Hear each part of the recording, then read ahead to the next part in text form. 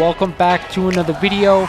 This really popped when I saw it. That to me is a monster increase. Again, this book got hot. This book is ready to go higher. So let's jump right into it. We are back today with another statue review from Diamond Select Toys. Without further ado, let's get into the review.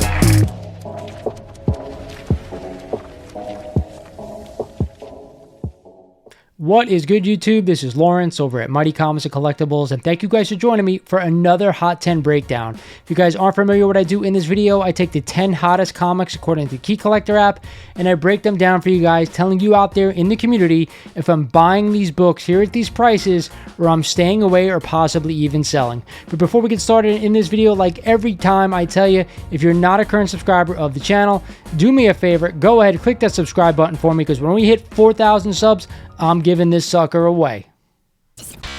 I told you guys from here on out, I'm going to be giving something out of my personal collection away every 1,000 subscribers from here on out. And we're just about almost at 4,000. I think we're about 600 and change away. Guess what, guys? This is the 4,000 sub giveaway.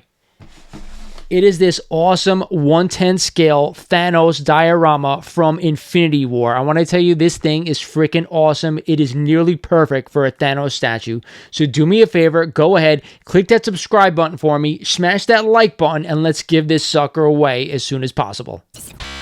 With that said, if you haven't checked out my website, mightycollects.com, I always post new books for sale. With that said, let's get into this week's breakdown.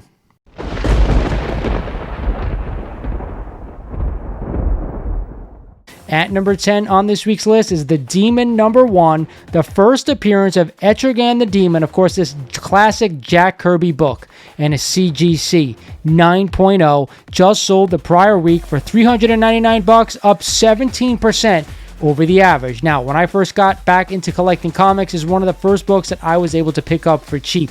When I say cheap, I'm talking 20 to 30 bucks. So now all of a sudden a 9.0 is going for almost 400 bucks. To me, I think that's way too much money to spend on this book. I don't think the Demon will ever see the light of day in a DC movie or a DC show. With that said, it's an awesome Jack Kirby book. I want to own it. I just don't want to spend anywhere near the price that it's going for right now. At number 9 on this week's list is a copy of Web of Spider-Man #118 and the first appearance of Ben Reilly as the Scarlet Spider. Of course, there is spec out there that he may show up in Across the Spider-Verse, but not only that, there's spec out there that he will show up in the Madam Web movie that Sony is doing right now. Either way, a CGC 9.6 just sold last week for $300, up 26% over the average. Again, a book you probably could have had cheap way back when, about a year and a half to 2 years ago. Now all of a sudden, 9.6 is up at $300. Again, if you want to own this book and get it for cheap, I went to a show not too long ago. This book was under $100 and a pretty decent grade. Nowhere near I'm spending $300 on a copy of this one. I like Ben Reilly, like the Scarlet Spider. It's just too rich for my blood. At the 8th spot this week is a copy of Batman #234 and the first appearance of the Silver Age Two-Face. That's right, we all know the original Two-Face appeared way back when in the Golden Age, and it is a hell of a lot of money. Either way, this first Silver Age appearance, a CGC 7.0, just sold last week for $493, up 7% over the average. Now, I did a Batman list not too long ago. I told you this was one of the books on it that I wanted to own. In fact, all Silver Age Batman villains, if you can't go out and get in the Golden Age ones, these are my next best buy right now for DC books. Batman is, to me, in my opinion, outside of Superman, their next biggest character.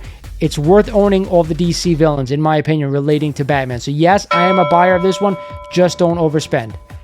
At number 7 on this list is a copy of Fantastic Four #53 and the second appearance of the Black Panther, T'Challa, and the first mention of Vibranium. That's right, this book was on the list last week, and a CGC 7.0 just sold last week for $229, up 5% over the average.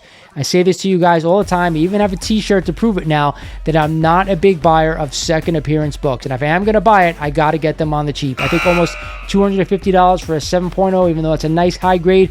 It's too much money to spend on the second appearance of the Black Panther and the first Vibranium. If you want to own and you want to spend the money, go get the first appearance of T'Challa as the Black Panther. That's always the better buy. This is a no-go for me, guys. At the 6th spot on this list is a copy of Strange Adventures #205 and the first appearance and origin of the Dead Man. Right now, a lot of DC keys are coming up on this list, and a CGC 4.0 just sold last week for $325, up 14% over the average. Now, we talked about DC and the books I want to own pertaining to DC, and unfortunately, this one is not one of them. It's always been a pricey book whenever I see it on my LCS, whenever I see it at a show. To me, I'm just interested in the character. Other than that, if you're a Deadman fan, you may want to pick this one up, but I can't see Warner's using this character going forward in the DC, at least not for a while. They're starting from scratch right now. I gotta figure they're gonna use some of the major characters. And if they're gonna use a couple of minor ones, I don't think he's one of them. So this is a no-go for me.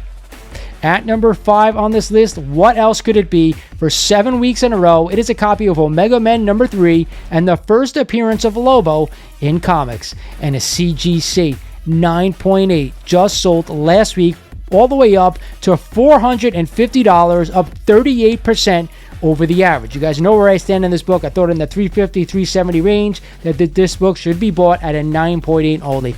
It's all the way up to $450 now. There's no way I'm spending that kind of money on this book. I love the character, and I think they will use him going forward in the DCEU, but not for that kind of cash. At number 4 on this list is the book that was at the top spot last week. It is a copy of Batman Adventures number 12 and the first appearance of Harley Quinn in comics, and a CGC 9.2 just sold the prior week for $892, up 20% over the average. You guys know I'm not a huge fan of this book. I've said that since day one. And if you are going to own it, I want to own this book at a 9.8 only. That's the grade that I really think that if you're going to get the most bang for your buck, it's got to be a 9.8. At a 9.8, it's pretty pricey. So for me, I'm staying away from this one. I'm not shelling out this kind of cash for this character, but I know she is an immensely popular character. And of course, Lady Gaga is going to knock it out of the park in the Joker 2. I guarantee that. But for me, I just rather put the money towards something else. At the 3 spot on this list is a brand new book I have never seen on this list before. It is a copy of Advanced Dungeons & Dragons number 1, the first ongoing comic series featuring D&D. I don't know about you guys, but I used to play D&D with my friends all the time when I was a kid. Either way, it's CGC 9.8. Just sold last week for $167, up 37% over the average. Now, because I played D&D when I was a kid, and I know there is a movie coming out right now, maybe that's why this book is heating up. Either way, it's not worth $167 in my opinion, unless you're a crazy D&D fan and you have to own this book. Stay the hell away from this one. I don't know why this book all of a sudden is getting hot. There's no way you should pay that kind of money for this book. To me, it's a $5, $10, $20 book max. Stay away from this one. It's only because of spec. At the 2 spot this week is another DC key. It is a copy of New Teen Titans number 2 and the first appearance of Deathstroke the Terminator. I believe there's a rumor out there that James Gunn is thinking about using this character in an upcoming DC film. And a CGC 9.8 just sold the prior week for $1,125, up 8% over the average. Wow, I really can't believe how expensive this book is at a 9.8. I want to own this book. I love the character, and I do think they're going to use him in a future DCEU film. However, I think $1,100 and change is a lot of money to spend on this character at a 9.8. I just can't justify spending that kind of money, and I do think because of the year this book was printed, I want to own this book in a 9.6 or a 9.8 only. If you're willing to shell out the cash and betting on James Gunn going to use this character, then I give you my blessing. But for me, I just can't spend this kind of money on Deathstroke the Terminator. And at the top spot this week is, wow, what a freaking book. It is a copy of The Addams Family number 1. Why the hell is this book at the top spot on this list? Please, somebody out there in the comments, let me know. This is the first appearance of The Addams Family in a standard comic book. We all remember the show. We always remember the early 90s movies. Regardless, CGC 8.0 just sold last week for a whopping $450, up a crazy 97% over that rolling average. Guys, I can't tell you why this book is on this list. I can't expect anyone out there in the community. Why are you spending $500 on an 8.0 copy of this one? Is it super rare?